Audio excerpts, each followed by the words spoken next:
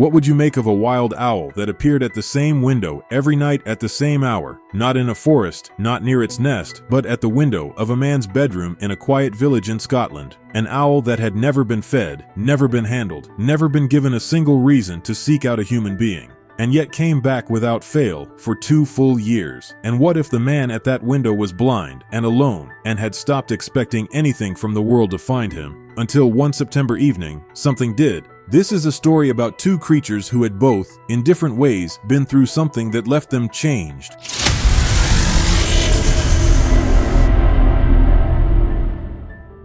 One of them had a name and a history and a family who called on weekends and felt the guilt of distance. The other had amber eyes and hollow bones and a call that carries across a Scottish valley like something out of the oldest part of the night. What brought them to the same window at the same hour for 2 years running is something that ornithologists can partly explain and partly cannot. By the time this story ends, you may find yourself looking at the dark outside your own window differently. Alistair Munro was 78 years old and lived alone in a small stone cottage on the edge of the village of Comrie in Perthshire, Scotland. He had served in the British Army for 22 years, including 2 tours in difficult postings that he rarely spoke about in specific terms, only in the general language of men who have seen things they have decided, for good reason, not to describe in detail. He had come home from his second tour with shrapnel damage to his lower spine that had troubled him for 30 years, and with a progressive retinal condition that had been diagnosed at 51 and had taken his remaining sight almost completely by the time he was 74. He had been married for 31 years to a woman named Jean, who had managed the practical architecture of his daily life with a matter-of-factness that looked, to outsiders, like efficiency, and was, to the 2 of them, a form of love. John had died 4 years before this story begins. His daughter Fiona lived in Edinburgh, 2 hours away, by car. She visited monthly and called twice a week and managed the specific guilt of someone who is doing the right things and knows, at some level, that the right things are not always enough. Alistair did not complain. He was not constitutionally suited to complaint. He had a home care assistant who came 3 mornings a week, a neighbor named Douglas who checked in regularly, and the radio, always the radio, from early morning, filling the silence that had settled over the cottage after Jean died, with voices that required nothing of him. He knew the layout of his house completely, moved through it with the practiced efficiency of a man who has learned to navigate by memory and touch. He sat by the bedroom window in the evenings because Jean had always sat there, and the habit had remained after she was gone, an empty ceremony that had become its own kind of company. He could not see the view, he had not been able to see it for 4 years, but he could feel the change in the air from the glass, and he could hear the valley, the wind in the birches, the river 2 fields away, the particular quiet of a rural Scottish evening that is never actually silent if you have learned to listen to it.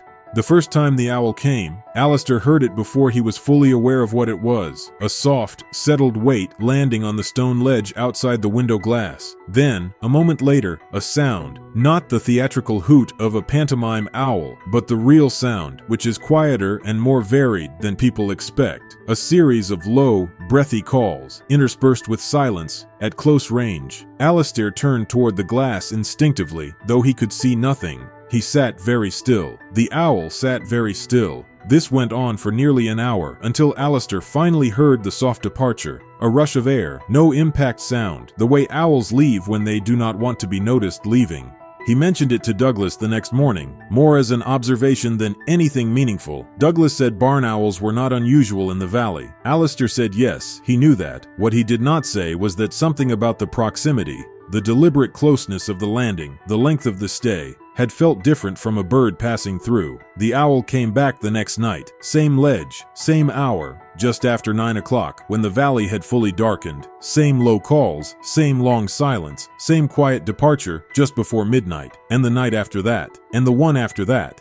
By the end of the first month, Fiona had been told. She came to visit and sat in the room while they waited, and at 9 o'clock precisely, she watched a barn owl, white-faced, dark-eyed, absolutely still, land on the ledge outside her father's window and remain there, looking in, for 2 hours. She did not know what to say. She said nothing. She watched her father turn toward the glass with an expression she had not seen on him since before Jean died, attentive, present, oriented toward something outside himself. He started talking to it, quietly, in the way he had talked to Jean in the dark when one of them couldn't sleep. not seeking response, just filling the space between two presences with sound. He talked about the army, about Jean, about the valley in spring when he could still see it, the specific green of the hillside above the river that he held in memory, the way you hold something you know you will not get back. Then, one night in late winter, the owl did not come. Alistair sat by the window until well past midnight. Nothing. He went to bed and lay very still and felt something he recognized from long experience as the specific discomfort of an absence that matters. It did not come the next night either, or for 5 nights after that. On the 7th night, Douglas came by in the morning and mentioned, almost in passing, that he had found a barn owl near the old stone wall at the edge of the south field, sitting low, not flying, favoring one wing. He had called the local wildlife trust. They were coming that afternoon. Alistair asked him very specifically, which wing? Douglas told him. Alistair nodded and said nothing more. The wildlife rehabilitator who collected the owl was a woman named Claire, who had been working with raptors in Perthshire for 11 years. She treated the wing, a strain to the patagial tendon, painful but not permanent, and kept the owl for 3 weeks of careful rest and monitored recovery.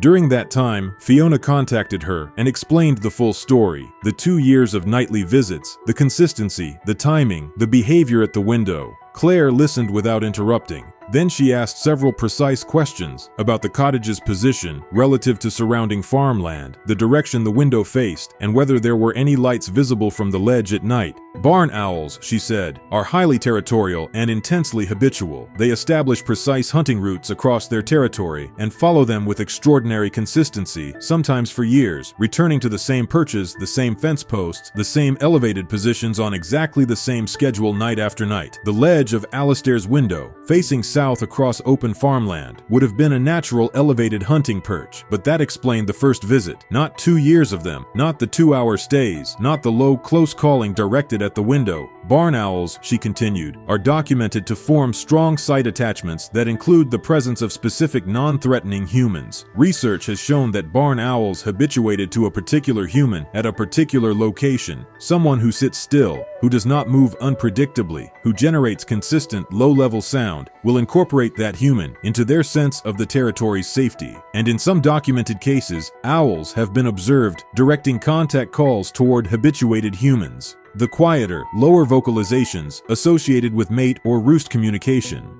Barn owls mate for life. They are among the most loyal pair bonders in the bird world. When a mate is lost, widowed barn owls have been documented returning repeatedly to shared roosting sites, vocalizing at locations associated with the missing partner, and in some cases, redirecting their attachment behavior toward a consistent, non-threatening presence nearby. She did not know for certain whether this owl had lost a mate, but the behavioral pattern was consistent with what she had observed in lone barn owls displaying redirected bonding behavior. Fiona read the rehabilitator's full written notes to Alistair over the phone, slowly, from beginning to end. When she finished, there was a long silence. Then Alistair said, in the particular quiet voice he used when something had reached him completely, that he thought the owl had been lonelier than he had. Fiona said she was not sure that was true. Alistair said he was not sure either. He said it was enough that they had both shown up.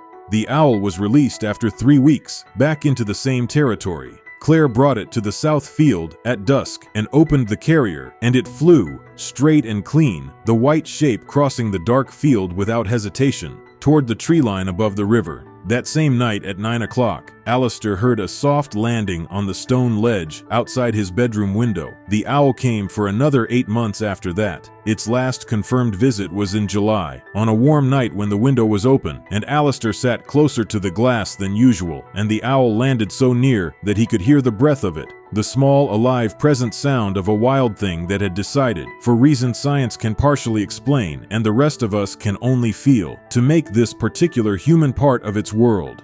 Alistair died the following February, at home, in his own bed, in the way he would have chosen. Fiona found the notebook he had kept on the windowsill, a small thing, begun around the time the owl first appeared, in which he had recorded the visits in the careful handwriting of a man who had learned to write by feel, date, time of arrival, duration, and some nights, a single line about what he had been thinking about at the window. The last entry was from the previous November. It said, "Cold tonight. He came anyway, so did I. We do not always know who is keeping watch over us, but sometimes, in the dark, we can hear them." If this story reached you in a quiet place, share it with someone who needs to feel less alone tonight. And if you want more stories about the invisible threads that hold this world together, you already know where to find us.